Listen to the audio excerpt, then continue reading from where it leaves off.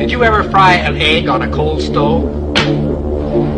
It's no trick at all if you have the right equipment. This is a cold hot plate. And because it's cold, you can make it out of wood, if you like. Just be sure that there's a coil of wire inside and that you connect that coil to a high voltage alternating current source.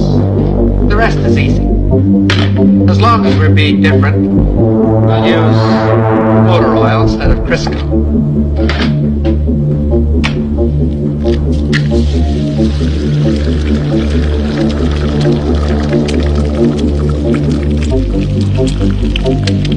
The egg fries very quickly, but the stove remains perfectly cold. In fact, if you wish, just to keep it handy, you can fry your egg on the morning newspaper.